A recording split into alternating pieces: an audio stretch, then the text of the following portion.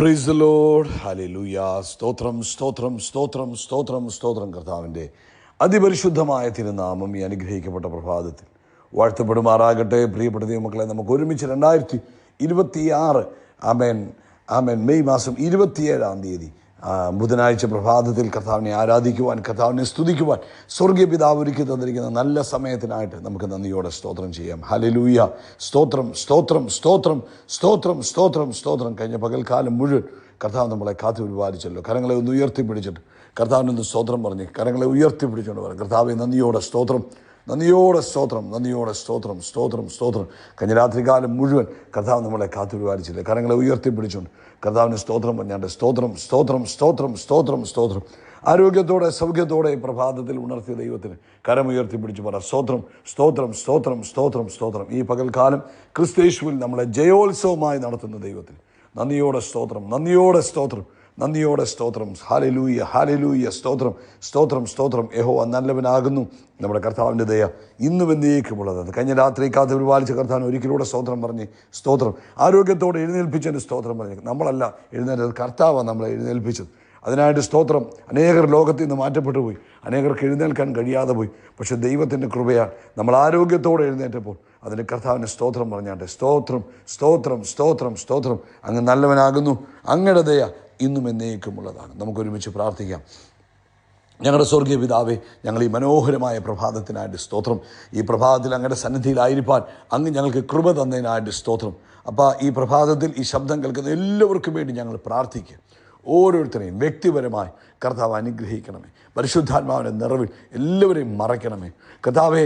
ആമേൻ. ആത്മശക്തിയിൽ എല്ലാവരെയും നിറയ്ക്കണമേ. ഈ പ്രഭാതത്തിൽ ഈ ശബ്ദം കേൾക്കുമ്പോൾ ദൈവത്തിൻ്റെ ആത്മാവിനാൽ ഇവർ നിറയപ്പെടട്ടെ, ആത്മശക്തിയാൽ പൊതിയപ്പെടട്ടെ.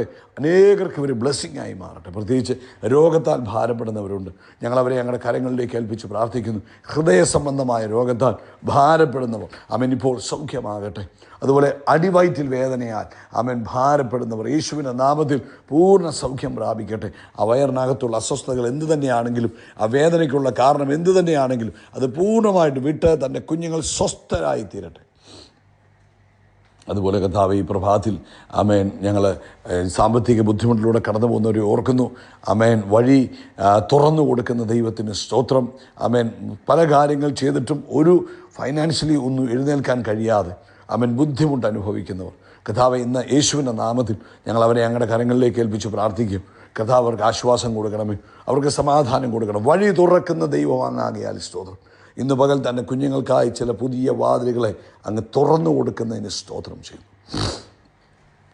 അതുപോലെ കർത്താവെ, പഠിക്കുന്ന കുഞ്ഞുങ്ങൾക്ക് പഠിക്കാൻ ആവശ്യമായ ബുദ്ധിയും ജ്ഞാനവും കൃപയും കൊടുക്കണം.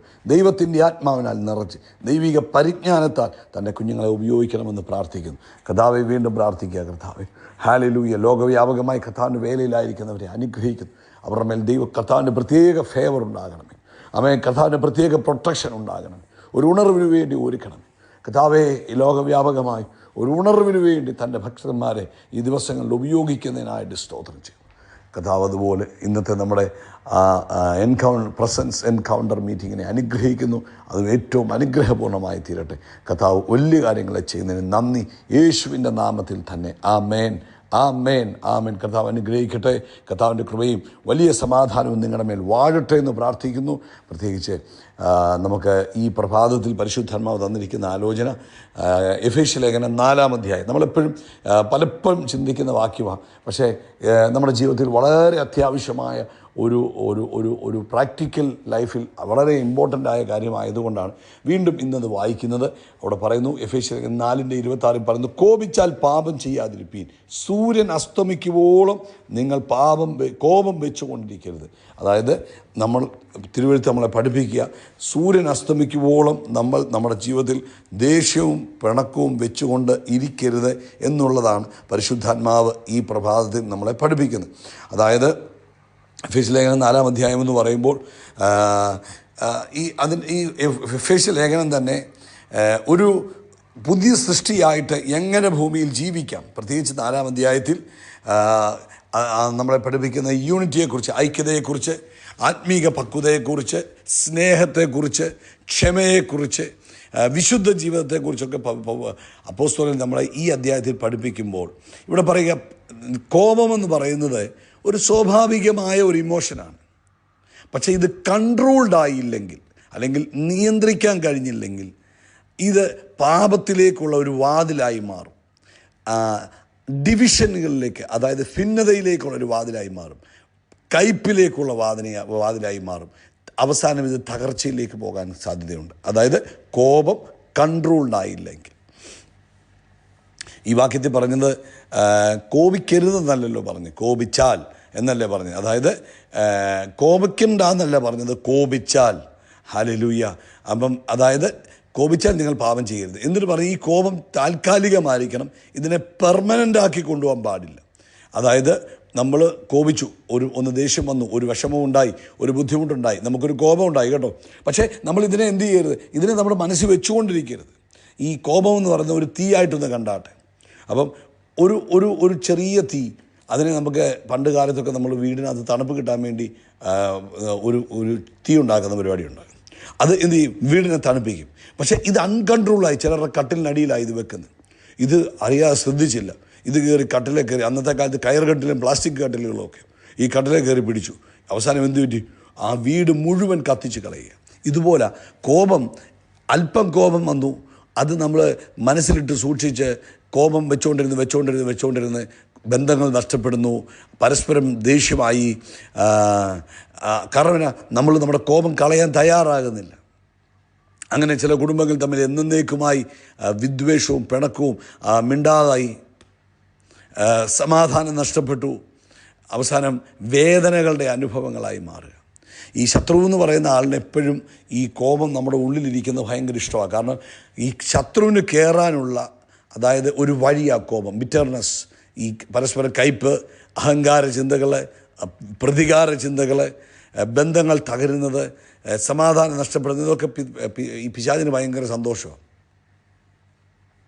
സോ അതുകൊണ്ടാണ് കർത്താവ് പറഞ്ഞേ, എത്രയും പെട്ടെന്ന് നമുക്കൊരാളോട് വിരോധമുണ്ടെങ്കിൽ, ഒരു പിണക്കമുണ്ടെങ്കിൽ, അത് വേഗത്തിൽ ക്ലിയർ ചെയ്യുക, ഫൊർഗീവ് ചെയ്യുക, എന്നിട്ട് എന്ത് ചെയ്യുക, സമാധാനത്തിലേക്ക് വേഗത്തിൽ മടങ്ങി വരിക.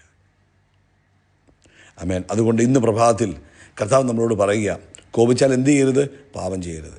കോപം എത്ര നേരത്തേക്കിനെ വെക്കാവുള്ളൂ, സൂര്യൻ അസ്തമിക്കുള്ളൂ. അപ്പോൾ ആരോട്, ഭാര്യയോടും ഭർത്താവിനോടും മാത്രമല്ല, അയൽവാസിയോടായാലും, കൂടെ ജോലി ചെയ്യുന്നവരോടായാലും, സഹപ്രവർത്തകരോടായാലും, നിങ്ങളുടെ റിലേറ്റീവ്സിനോടായാലും, ആരോടായാലും ആമേൻ, കോപം വെച്ചുകൊണ്ടിരിക്കുന്നത് നല്ലതല്ല.